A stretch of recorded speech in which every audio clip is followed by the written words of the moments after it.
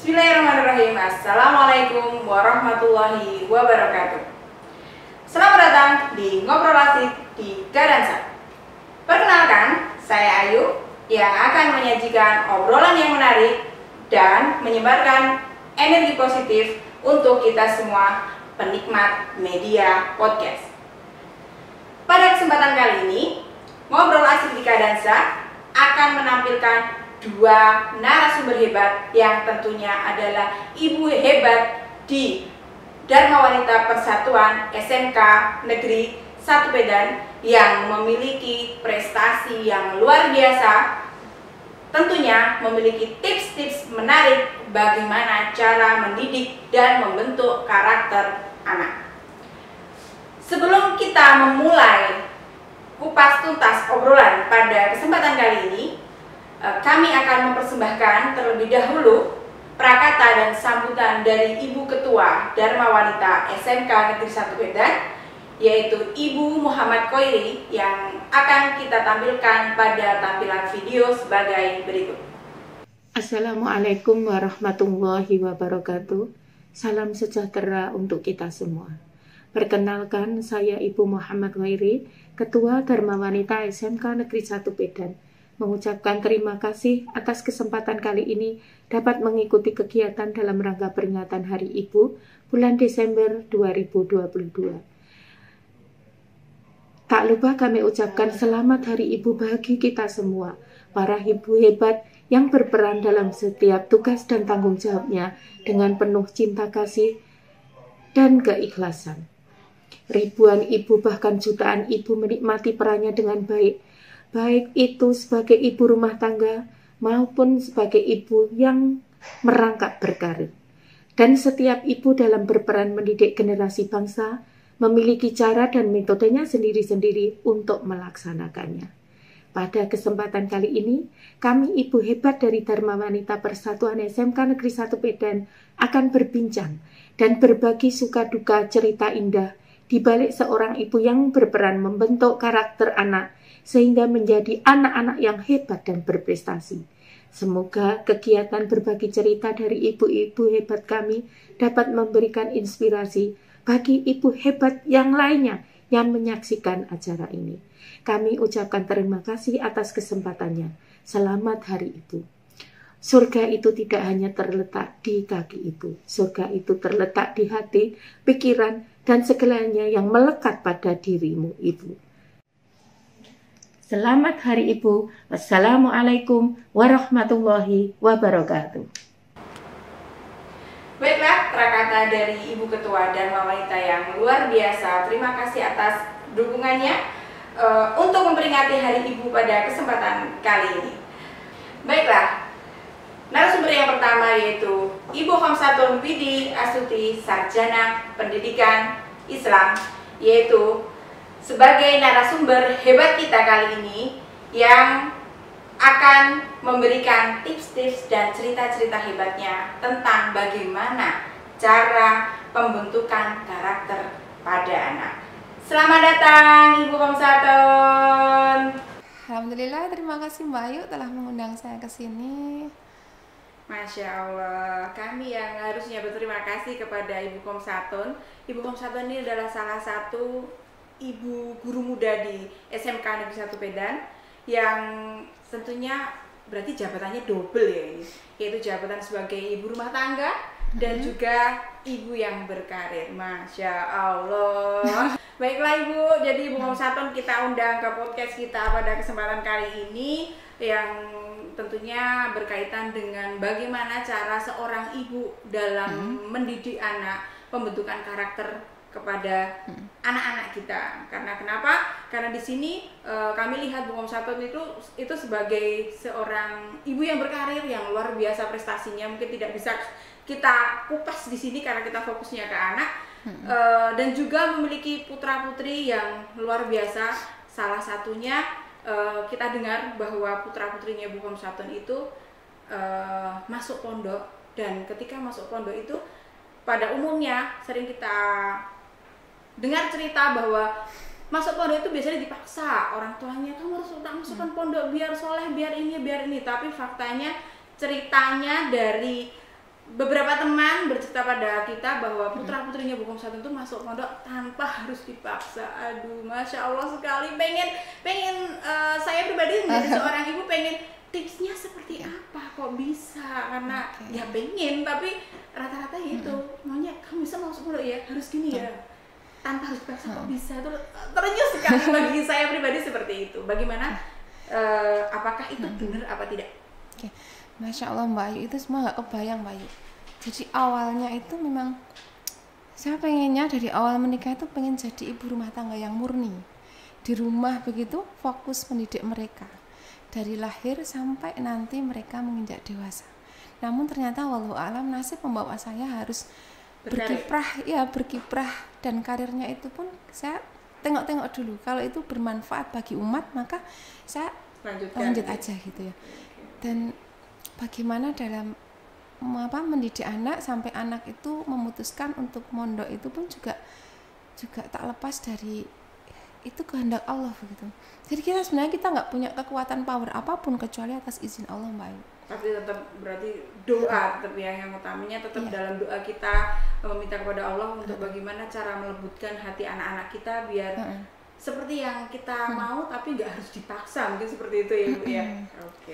Jadi kadang bukan hebatnya kita Mbak Ayu, bukan hebatnya kita, tapi di balik itu memang doa itu luar biasa. Di balik doa itu. Masya Allah, berarti ini doa seorang ibu yang dijabah ya salah satunya. Mungkin ini baru kalau pengen putra putrinya masuk pondok itu mungkin baru di gerbang yang paling ujung depan, karena masih ada doa-doa yang panjang yang akan dilantunkan oleh seorang ibu dalam kesuksesan atau kehebatan seorang anak.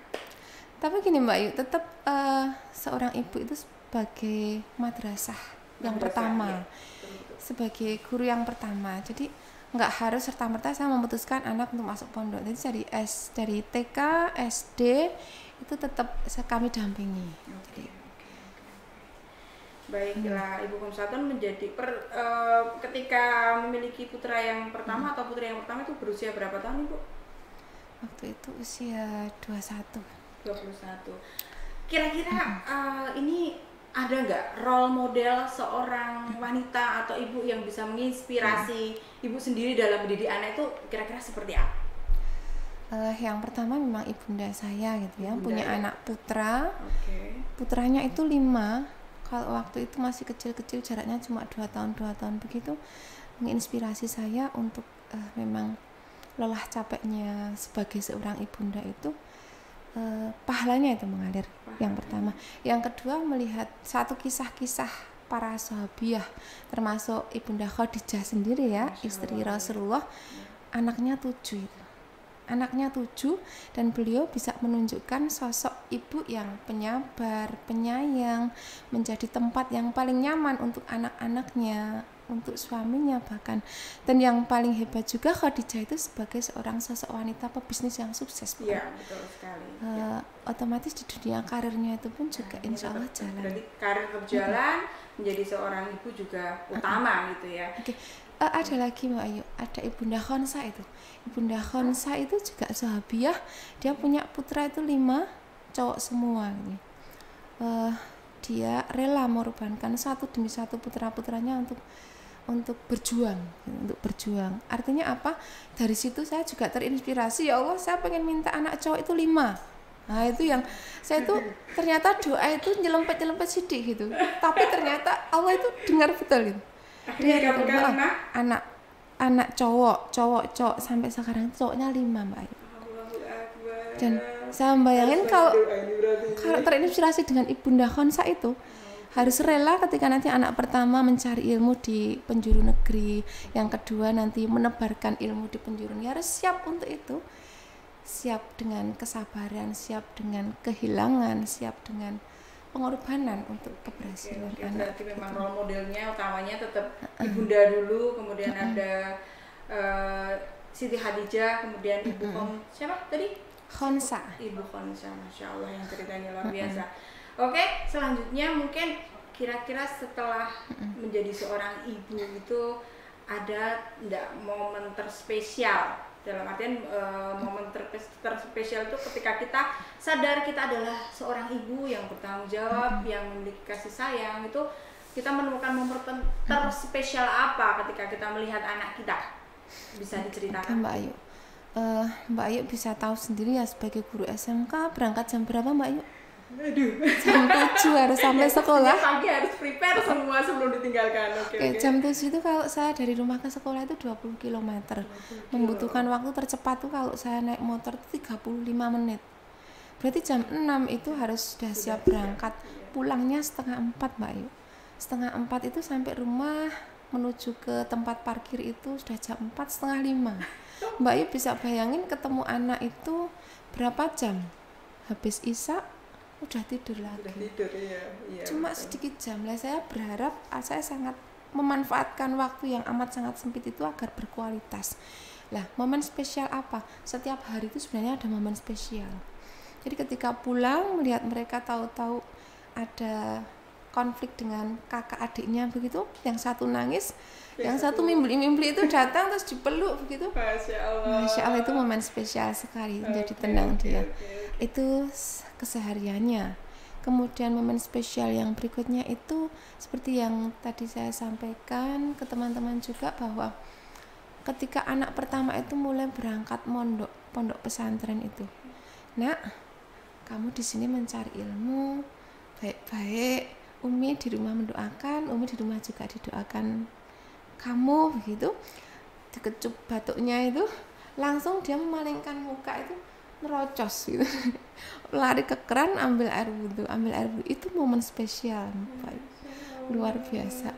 Aduh, sampai saya bingung ini harus berekspresi seperti apa, karena jujur memang saya pribadi juga seorang ibu dan memiliki kebetulan putri, pengennya juga ketularan seperti Ibu Komsaton memiliki anak yang tiba-tiba pengen, mama saya pengen mondok biar bisa ngaji, biar ini tanpa harus dipaksa, pengennya juga seperti itu. Makanya yang selanjutnya adakah tips dan trik? Nah ini yang perlu kita garis bawahi sesuai dengan tema pada podcast kali ini, tips dan trik dalam membentuk karakter anak. Karena kenapa?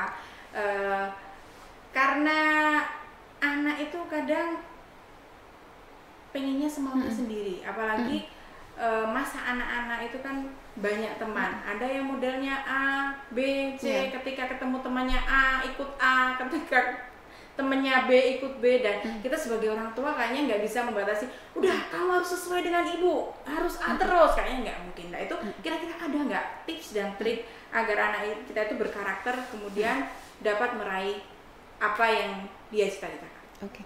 Satu berarti strateginya gitu. Ya, lebih ke tips atau strategi. Oke. Kita kembali mengikut sebagaimana Islam mengajarkan ya. Ada tahapan anak. Jadi kalau mungkin di psikolog yang kita pelajari mungkin terlalu rumit gitu ya. Tapi kalau saya membagi itu menjadi 4 kategori. Yang 7 tahun pertama, anak itu kita didik seperti seorang raja. Kita perlakukan dia seperti raja. Nah, namun untuk hal-hal yang berbahaya di cat seperti raja itu masih dilayani anak sampai dilayani. Kemudian 7 tahun kedua anak sebagai pelayan. Artinya, nak tolong ayah diambilkan minum. Mulai anak-anak sudah mulai diajari untuk bekerja. Tolong dicucikan sendal bunda misalnya. Ada perintah. Tolong ada. Sebagai pelayan diajari nyambut gawe. Kemudian 7 tahun ketiga anak itu sebagai rekan. Sebagai rekan diajak diskusi. Namun keputusannya belum fix ya. Keputusannya masih tetap harus belum menemukan jati diri. Ini kan anak SMK nih. Sebagai rekan. Nggak bisa anak SMK kemudian kursinya bawa sini. Dia akan marah gitu ya. Nah, jadi dengan perintah yang berbeda-beda. Terus 7 tahun yang keempat anak itu sudah dikategorikan sebagai pemimpin. Artinya keputusan-keputusannya dihargai. Termasuk gadget zaman ini ya. Gadget itu kalau bagi anak-anak bukan satu ketergantungan ketika mereka bisa lepas, tapi memang gadget sudah menjadi satu kebutuhan di zaman sekarang. Didiklah anak sesuai dengan zamannya, kodrat zaman gitu ya. Kodrat zaman. Keteladanan, pasti itu keteladanan, mengetahui tahapan-tahapannya, tidak bisa pukul rata, nggak bisa pukul rata ya. Kemudian kita ajari kisah-kisah para nabi, kisah-kisah orang soleh, kisah-kisah orang-orang yang menginspirasi. Betul, Ternyata ya, itu ya. membentuk gini, simpul-simpul saraf, membentuk otak ini bisa punya Pembiasaan, mindset. kayak pembiasaan memberikan cerita-cerita agar anak kita mungkin karakter bisa tumbuh dan melalui mendengar cerita, kemudian bisa dikembangkan anak sendiri. Oke. Kisah pembiasaan. Yang terakhir banyak doa. Tetap doa. Senjata yang paling ampuh. Pembiasaan banyak doa. Oke. Pertanyaan yang terakhir. Mungkin ini karena sudah hampir 18 tahun menjadi seorang ibu, nggak munafik kayaknya. Tapi mungkin kalau Ibu Peri sendiri bisa menahan ego, tapi pada umumnya setiap ibu memiliki keegoisan masing-masing. Kira-kira ada nggak suka dan duka menjadi seorang ibu? Tetap ada, pasti ada itu. Lebih banyak sukanya, Pak Yu. Lebih banyak sukanya. Sukanya melihat mereka menangis sih seneng, melihat mereka ketawa juga seneng gitu ya. Sukanya melihat mereka bahagia, tertawa. Namun ketika mereka sedih pun juga ada suka, karena di situ ada pendidikan bagaimana anak harus bisa mengelola kesedihan itu. Oke. Terus dukanya itu kalau melihat anak sakit itu betul-betul apa bisa ibu aja diganti aja gitu ya. Kamu sakitnya diganti aja gitu. Pindah ke ibu gitu, itu kayaknya alhamdulillah semua orang punya juga kayak gitu. Oke, baiklah Ibu Om Saton, luar biasa sekali tadi untuk tipsnya yang perlu kita garis bawahi, yaitu ini ilmu juga ilmu baru buat saya pribadi, yaitu 7 tahun pertama itu adalah raja. Ya, memang semua harus diturutin. Iya beli ini, oke, kalau enggak gimana, pokoknya harus dulu. Yang ke 7 tahun berikutnya adalah pelayan. Kita bisa mungkin bukan menyuruh ya, tapi lebih membiasakan anak untuk berkegiatan. Tolong mama panggilkan ini, tolong ayah bantu itu, dan sebagainya. Biar tangguh. Kemudian yang ketiga, 7 tahun yang ketiga sebagai seorang rekan atau teman. Jadi mungkin dari kegiatan itu anak akan merasa nyaman bahwa kita bisa sharing pada orang tua kita, nyaman berbicara, bisa terbuka, dan mungkin orang tua bisa menasihati dan sebagainya. Kemudian yang 7 tahun yang terakhir menjadi seorang pemimpin. Karena kenapa? Setiap anak, bahkan setiap manusia adalah pemimpin minimal bagi dirinya sendiri. Kalau kita tidak bisa memimpin diri kita sendiri, bagaimana memimpin orang lain? Masya Allah sekali Bu Om Saton, terima kasih atas tips-tips yang diberikan. Dan untuk yang terakhir, ini ada quick question. Apa itu? Ini adalah apa ya ini? Silakan dipegang. Ada beberapa pertanyaan, enggak menjebak kok. Apa ini ya? Silakan boleh. Kalau yes berarti yang hijau. Kalau no yang merah. Ini ya. Yang pertama, dereng. Apakah menjadi ibu itu merenggut kebebasan pribadi Anda? Enggak, berarti no. Yes. Ini sip. Tara. Yang kedua, pendidikan karakter anak lebih utama daripada pendidikan akademik. Deng dong. Oke.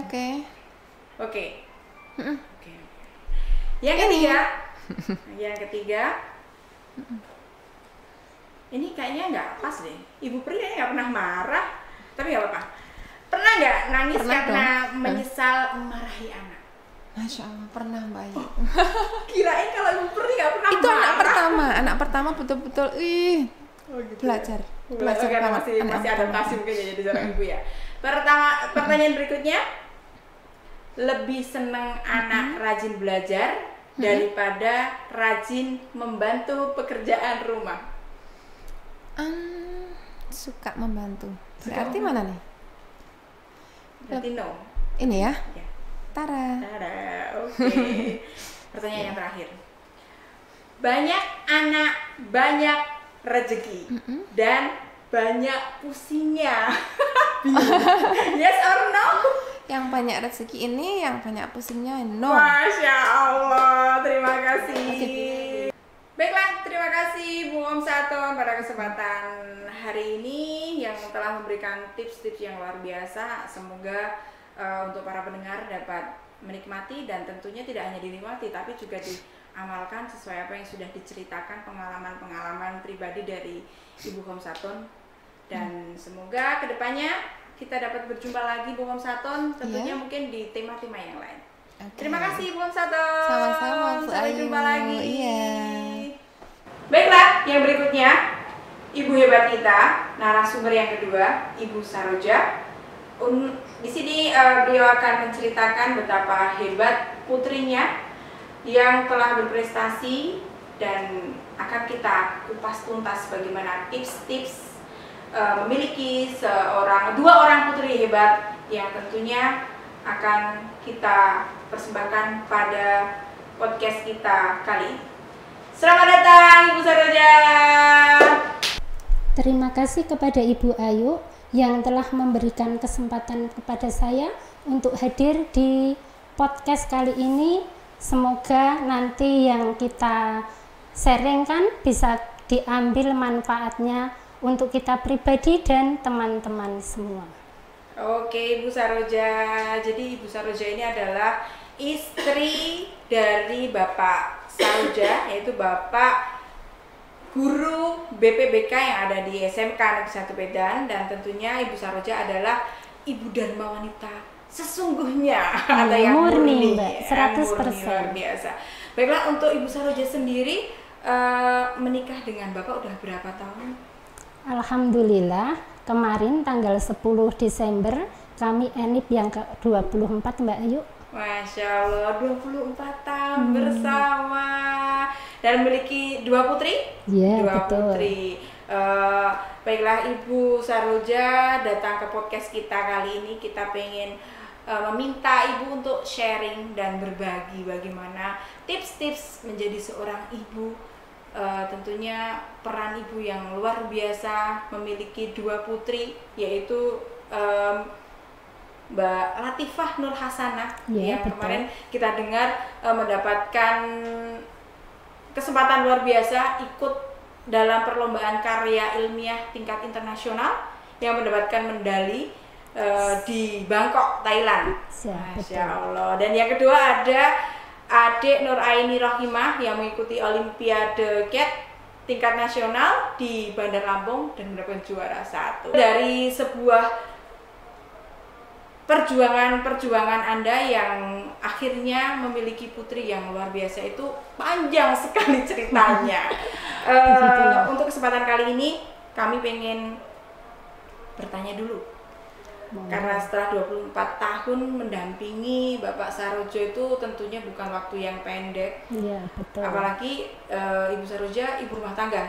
Iya, betul Mbak Ayu. Ibu rumah tangga tulen yang bener-bener menggulau entah. Apa itu menggulau entah? Yaitu yang intinya yang mendidik anak full di rumah. Iya, betul.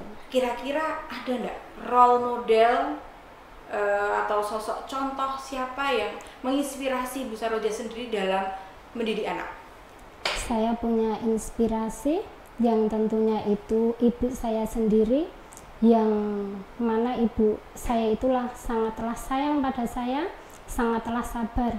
Nggak pernah Mbak Ayu saya itu dibentak yang sampai buat saya nangis gitu, nggak pernah. Beliau itu sangatlah sabar dan itu menginspirasi saya. Masya Allah, tetap ibu ya, ibu Ya. kita sendiri yang tetap ada di hati kita, Dan harapan contoh. kita Mbak Ayu, semoga kelak kita juga menjadi inspirasi buat anak-anak kita. Amin ya rabbal alamin. Benar sekali Ibu. Tetap ibu kita memang gimana ya, sampai sekarang pun kalau bayangin ibu kita memang selalu di hati. Karena kenapa? Perjuangan beliau, setiap keringat, setiap perjuangan yang sampai sekarang mungkin belum bisa kita balas. Betul.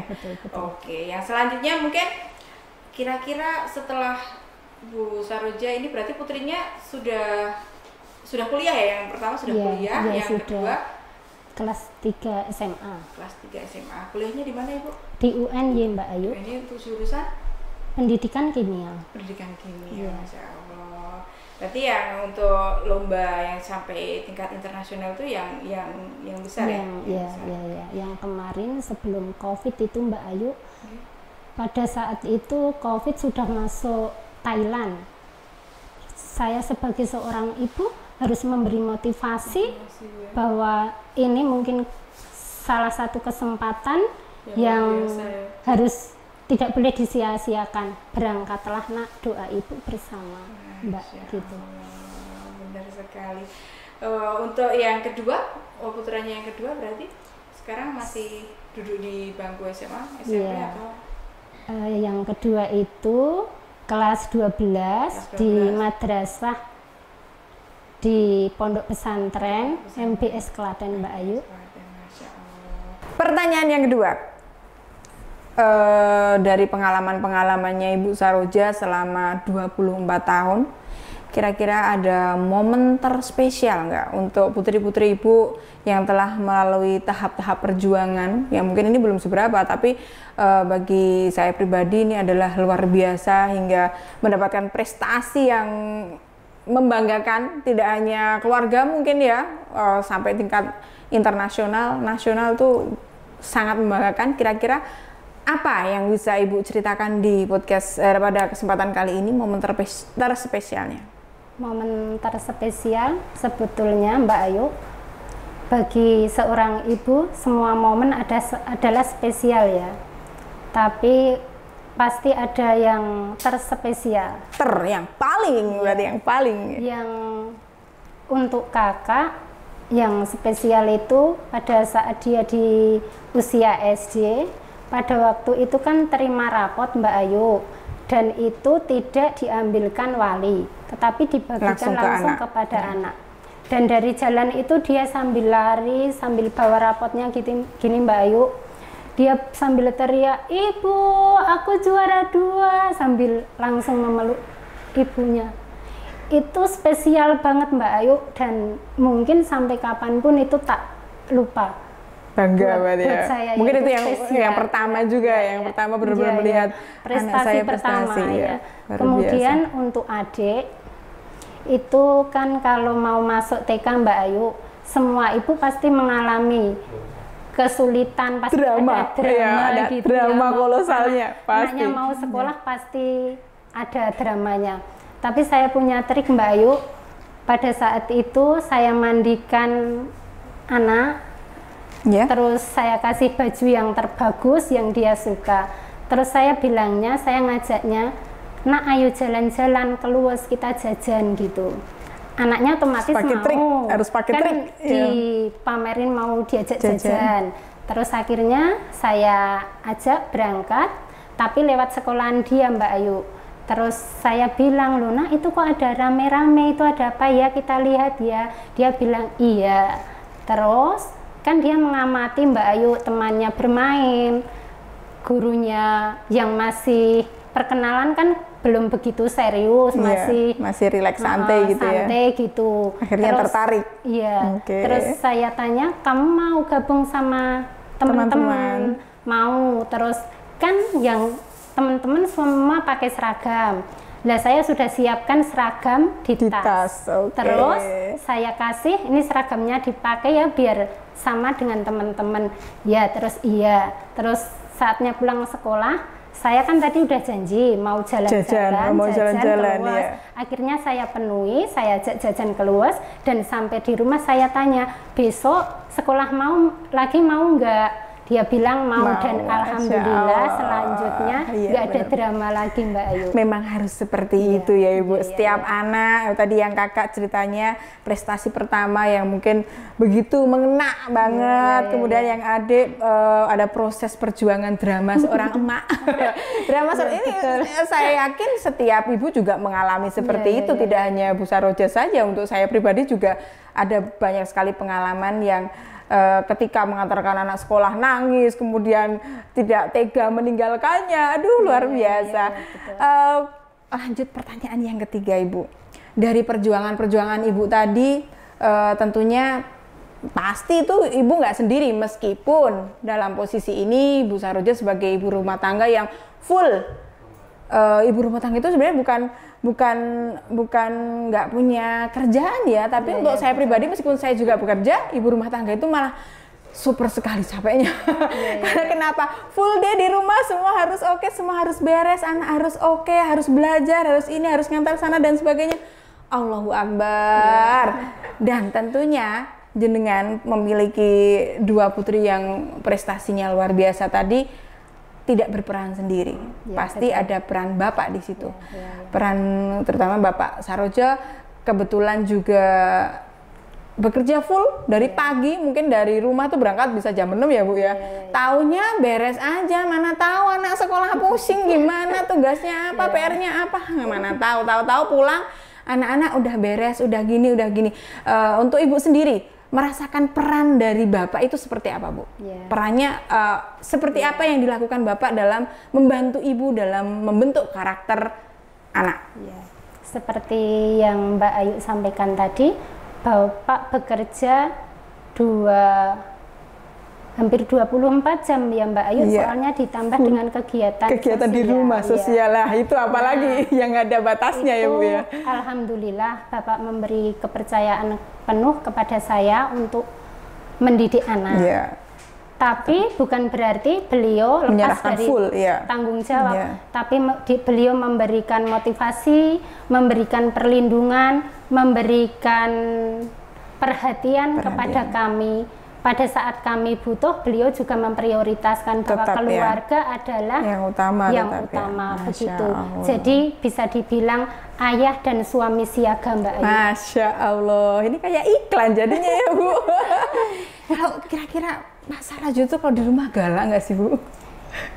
Sama anak terutama, kalau sama ibu ya tetap cinta, nggak mungkin ada galak-galaknya. Kalau sama anak tuh kira-kira pernah nggak? Kalau Ibu sendiri kan seperti tadi terinspirasi dari ibunya, nggak pernah marah, pengennya lembut sama anak. Tapi kalau untuk Bapak sendiri ada nggak? Pernah nggak keras sama anak gitu, pernah nggak Bu? Ya, kalau Bapak itu, beliau itu lebih suka diam. Nggak usah banyak bicara, tapi tegas gitu ya, lebih cenderung kepada memberi contoh. Jadi beliau itu jarang marah lah, tapi sekali dia tidak cocok misalnya tetaplah harus kita itu sudah takut gitu. Takut lagi tetap koreksi sama Bu. Memang rata-rata emang gitu Bu. Bapak-bapak itu jarang sekali marah. Beda dengan Ibu lah. Ibu mungkin bukan marah ya. Kalau Ibu itu lebih ke ngomel mungkin lebih ke cerewet atau ngomel. Bapak itu diam. Tapi sekali udah full kita harus nggak ada komentar, nggak ada nego ya gitu. Berarti tetap ya Bapak berperan penting sekali ya, lebih melindungi, memberikan arahan, memberikan contoh gitu ya. Luar biasa sekali. Kemudian Bu, setelah keluarga dari Ibu Saroja, dua putrinya memiliki prestasi yang luar biasa itu, tentunya Ibu pasti itu memiliki tips dan triks yang ingin kami minta di-sharingkan di sini agar teman-teman kita yang mendengarkan podcast kita ini juga mengambil hikmah dari ceritanya jenengan, menjadi inspirasi biar putrinya atau putranya dapat berprestasi seperti putrinya Ibu Saroja. Ya Mbak Ayu, saya punya beberapa trik. Yang pertama dan utama dan kita harus bisa menanamkan rasa percaya diri kepada anak. Dan kita harus memberikan pendidikan kepada anak bahwa setiap urusan kita harus melibatkan Allah. Ini ada kisahnya Mbak Ayu. Jadi saya nggak cuma mengada-ada. Pada waktu itu kakak masih usia balita. Dia sudah mengenal yang namanya jajan. Pasti. Jajan di sudah tempat pasti tangga. Ya. Dan nggak begitu saja kan dapat jajan. Dia sudah saya ajari bagaimana harus berjuang, bagaimana harus menghadapi masalah yang kelak akan dia hadapi. Betul. Saya tanamkan rasa percaya diri. Di warung itu Mbak Ayu, dekatnya itu ada yang memelihara anjing. Bayangkan anak kecil dengan anjing, sementara kita saja takut. Tapi nggak gitu Mbak Ayu. Saya besarkan hati saya sendiri bahwa Allah pasti melindungi kita, menolong kita selama niat kita itu baik. Dan itu saya tanamkan pada anak saya. Nak, kamu harus berani. Caranya, kamu jangan deket-deket dengan anjing. Terus pelan-pelan aja. sambil jalan kamu berdoa, Bismillahi tawakkaltu 'alallahi la haula wala quwata illa billah. Itu kamu ucapkan terus sampai di warung ya nak, terus nanti sampai pulang juga. Dan dengan keyakinan saya yang Allah pasti ngasih pertolongan, melindungi, menolong, menyayangi. Pasti nanti seandainya anak saya dikejar anjing, di situ ada tetangga pasti nolong. Kan Mbak Ayu. Dengan modal itu saya lepaskan anak dan alhamdulillah anak pulang dengan selamat. Masya dan dengan Allah. gembiranya bisa jajan dan tidak dikejar anjing. Nah dari saat itu Mbak Ayu dia timbul rasa percaya diri. Dia harus berjuang untuk mendapatkan sesuatu dan ada itu doa di setiap usahanya. Kita tidak boleh melupakan Allah. Pokoknya harus setiap kegiatan kita sertakan doa. Kemudian itu trik yang pertama. Trik yang kedua, biasakan anak jujur dan terbuka kepada orang tua. Ini juga ada kisahnya Mbak Ayu. Waduh, ini banyak kisah ini ceritanya. Karena ini memang bukan teori ya Mbak Ayu, saya sudah mempraktekkan. Pada saat itu kakak masih balita juga. Pulang itu dengan pakaian kotor, basah kuyup. Terus saya tanya, kamu dari mana nak? Loh, ini dari main di sungai. Loh, tadi kamu bilangnya mau kemana? Main ke tempat bude. Lah kok sampai sungai? Loh, mampir dulu ke sungai, Ibu. Iya, kan di situ Mbak Ayu untuk mengatakan seperti itu kita juga menahan. Iya, amarahnya. Nggak boleh ngomel dulu nih maknya. Kita dengarkan dulu penjelasannya. Terus itu ya sudah, besok lagi tidak diulangi. Karena kalau nanti kita marah, tiba-tiba kita marah Mbak Ayu, besok lagi anak tidak mau jujur. Nanti tidak diomeli ibu, tidak dimarahi ibu, jadi dia nggak percaya diri, nggak mau terbuka kayak gitu Mbak Ayu. Benar sekali. Jadi nanti menganggap semua orang itu juga nggak percaya pada dia jadi tidak bisa berkembang, tidak punya rasa percaya diri. Jadi jangan kebanyakan ngomel. Ini buat saya sendiri. Kena ini. Kemudian yang ketiga, posisikan kita itu sebagai sahabat terbaik. Sahabat terbaik anak. Jadi karena dia sudah jujur, terbuka, nanti dia tidak akan segan-segan pada saat untuk terbuka pada kita pada saat dia punya masalah, dia punya keluhan, pasti larinya ke ibu karena ibu adalah tempat ternyaman buat saya, teman terbaik buat saya. Benar sekali. Ini juga ada kisahnya Mbak Ayu. Kisah yang ketiga. Ini kan anak kita kan tinggal di zaman now ya Mbak Ayu. Pasti, udah modern sekali. Sejak kecil udah kenal dengan HP, gadget, internet.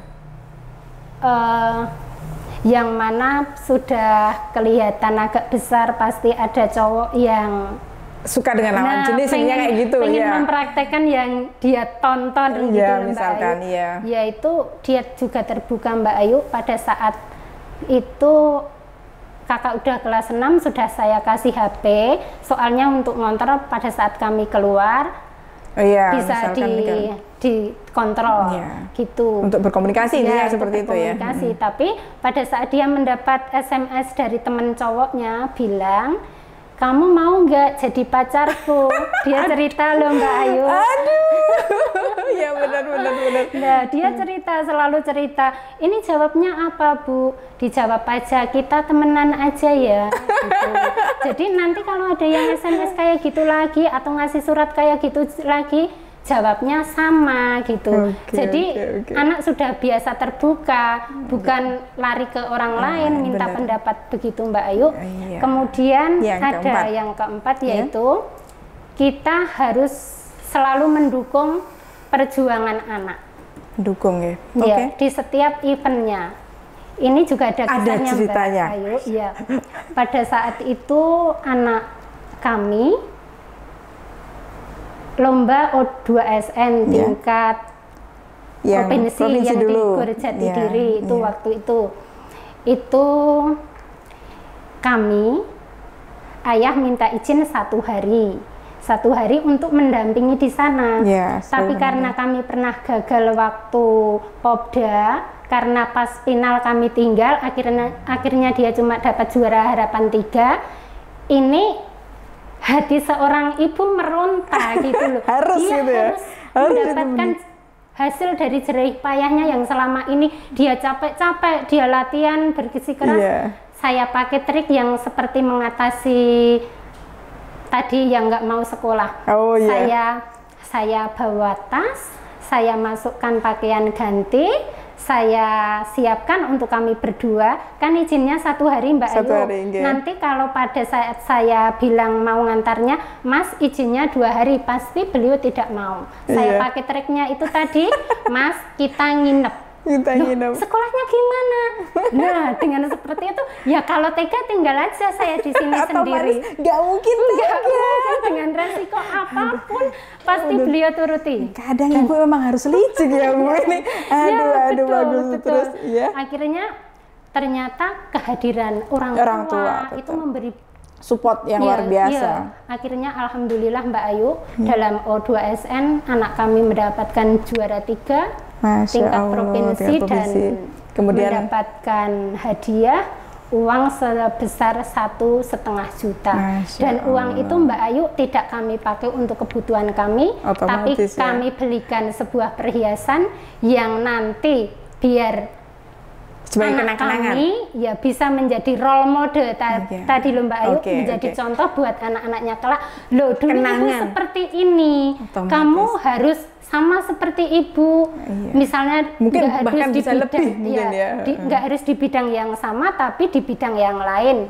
Tunjukkan kemampuanmu semaksimal mungkin. Masya Allah. Kemudian Mbak Ayu ini ada trik lagi kita. Yang terakhir sekarang Mbak Ayu kan banyak sekali anak itu bandel, dimarahi ganti marahi, benar sekali Bu. Ditegur, pokoknya bandel. Membantah ya, itu membantah. Kami berdua punya trik Mbak Ayu. Pada saat kami marah, pada saat ibu marah, jangan sampai ayah ikut campur. Pada saat ayah marah, jangan sampai ibu ikut campur. Pada saat ibu marah, jangan sampai ayah ikut campur. Jadi saling. Terus, gitu ya Bu ya. Soalnya kalau nanti ikut campur, kita bela anak, dia akan merasa nyaman dengan kesalahannya. Berarti besok salah lagi enggak apa-apa, nanti ibu nggak marah, soalnya ibu marah, saya dibela ayah. Nanti kalau ayah yang marah, ibu yang bela saya, dan itu pasti fatal hasilnya. Kemudian Mbak Ayu, saya masih punya satu trik lagi terakhir. Yang harus kita ingat selalu Mbak Ayu, ucapan adalah doa. Lidah kita mengandung 2 pilihan, yaitu madu dan racun. Kita mau pilih yang mana buat anak kita. Kalau kita kasih madu, maka hasilnya akan manis. Kalau kita kasih racun, naudzubillah ya Mbak Ayu. Ya itu tadi Mbak Ayu, trik dari kami. Luar biasa sekali Bu, saya sampai terpana dari cerita. Saya praktekkan Mbak Ayu, dan alhamdulillah hasilnya seperti yang Mbak Ayu lihat dalam prestasi maupun alhamdulillah dalam kepribadian juga. Dia tidak menjadi anak yang suka membangkang pada orang tuanya, yang turut dengan melihat ibunya melotot itu sudah takut Mbak Ayu, nggak usah dibentuk. Nggak perlu ngomel berarti ya Ibu ya. Nggak perlu ngomel. Masya Allah, tips-tips yang luar biasa dari Ibu Saroja yang telah mendidik putri-putrinya menjadi seorang kebanggaan keluarga, kebanggaan nggak hanya keluarga mungkin ya, sampai tingkat internasional tentunya adalah kebanggaan kita semua bangsa Indonesia. Alhamdulillah. Dan pastinya hal kayak gini pasti tetap akan terkenang selalu, apalagi sekarang kan zamannya sosial media, kita bisa mengabadikan di media sosial yang mungkin akan banyak orang tahu, kemudian anak turun kita, mungkin anak cucu kita juga akan bisa melihatnya. Oke, yang pertama tipsnya dari Ibu Saroja tadi adalah percaya diri, kemudian ada religius dan selalu memberikan pendampingan, kemudian ada jujur dan terbuka, jadi kita harus terbuka dengan anak-anak, harus terbiasa terbuka dengan orang tua, kemudian orang tua harus menjadi sahabat bagi anak. Itu kayaknya harus bisa. Ini saya juga harus belajar ini Bu, karena kemudian anak saya masih kecil-kecil menjadi sahabat seorang anak, apalagi kalau saya tuh biasanya ngomel, harus menjadi sahabat yang baik bagi anak. Itu insya Allah akan kami praktekkan. Kemudian mendukung setiap kegiatan yang berpotensi bagi anak kita. Kemudian untuk tips yang berikutnya yaitu tadi saling berperan antara bapak dan ibu ya. Kemudian yang terakhir ini, ucapan adalah doa. Kita milih madu apa racun. Berarti ini volume ngomelnya beneran harus dikecilkan. Ngomelnya boleh tapi diganti ngomel yang madu-madu gitu ya Bu ya. Masya Allah, luar biasa sekali Ibu. Pertanyaan selanjutnya Ibu, dari banyak cerita yang luar biasa dari Ibu, luar biasa yang Ibu ceritakan tadi yang benar-benar mengena sekali buat saya pribadi ya Ibu ya. Kemudian ada enggak Bu? Pasti ada, ini pasti ada. Suka duka menjadi seorang ibu. Ya, sukanya banyak ya Mbak. Sukanya Ayu. banyak. Ya. Seperti yang saya sebutkan tadi, pada saat anak berprestasi, pada saat anak terbuka dengan ibunya, pada saat dia bercerita dengan enjoy-nya, menganggap ibunya itu temannya, pada saat itu suatu kebahagiaan tersendiri pada saat ya seperti itu, berprestasi, juga menganggap bangga gitu ya Pak, sebagai temannya benar-benar itu ketika anak ada masalah larinya ke ibu penting banget. Ya benar sekali Ibu, Masya Allah. Kemudian, kalau dukanya yang ini pasti dialami semua ibu ya Mbak Ayu, pada saat anak kita itu sakit pasti kita semua sedih rata-rata kayak gitu ya Bu, bener seperti bener. Kalau bisa sakitnya udah ibu aja nak yang nanggung. Oke, ya baiklah Ibu. Banyak sekali cerita yang luar biasa dari Ibu Saroja. Selanjutnya kita masuk ke quick question. Mana ini sebentar? Silakan Ibu Saroja, nanti kalau setuju berarti jenengan tunjukkan jempol. Kalau Anda tidak setuju bisa tunjukkan yang no. Silakan dipegang. Bukan pertanyaan menjebak, ini hanya sekedar kita pengen tahu aja seperti apa Ibu Saroja. Yang pertama, menjadi seorang ibu merenggut kebebasan diri. No. Tidak, Masya Allah. Karena terbayarkan dengan penuh kasih sayang cinta dari anak ya. Yang kedua, pendidikan karakter lebih utama daripada pendidikan akademik. Yes, cocok. Oke. Yang ketiga, pernah nangis karena menyesal memarahi anak. Yes. Pernah tetap ya? Oh, berarti tetap ada marah ya Bu ya, meskipun mungkin marahnya masih level 1 apa level 2 gitu ya. Yang keempat, lebih seneng anak rajin belajar daripada rajin membantu pekerjaan rumah. Saya lebih suka yang belajar dulu Mbak Ayu. Tetap ya Bu ya? Kok sama Bu? Yang terakhir, banyak anak, banyak rezeki, banyak pusingnya. Iya enggak Bu? Tidak ya? Tidak. Yang pusing no. Tapi yang banyak rezeki, Masya Allah. Tapi sayangnya anak saya cuma 2 Mbak Ayu. Berarti tapi alhamdulillah banyak rezeki. Banyak rezeki, alhamdulillah. Baiklah Ibu Saroja, terima kasih atas banyak sekali cerita luar biasa yang Ibu berikan pada kesempatan podcast kita kali ini. Semoga teman-teman yang telah mendengarkan cerita ini tadi tidak bosan dan insya Allah bisa mengambil hikmah dan makna yang telah diberikan oleh Ibu Saroja pada cerita-cerita dan perjuangan mendidik anak dalam membentuk karakter anak. Terima kasih sekali Ibu, semoga kita dapat bertemu lagi di kesempatan berikutnya. Sama-sama Mbak Ayu. Terima kasih, semoga nular prestasinya menjadi ibu hebat. Amin. Terima kasih. Kesimpulannya yaitu menjadi seorang ibu dalam membentuk sebuah karakter anak, diantaranya kita harus menjadi teman, harus saling berperan, mendukung, dan intinya sabar. Itu adalah kesimpulan tips-tips yang diberikan oleh kedua narasumber kita. Semua ibu itu bekerja keras, hanya berbeda ranah saja. Yang satu bekerja di hadapan publik, dan yang satu bekerja di ranah domestik. Dua-duanya sama-sama bekerja keras, sama-sama produktif, dan sama-sama memiliki tanggung jawab yang besar. Terima kasih Ibu, tanpamu kita tak akan sampai di sini. Selamat Hari Ibu, semoga jaya ibu kita. Wassalamualaikum warahmatullahi wabarakatuh.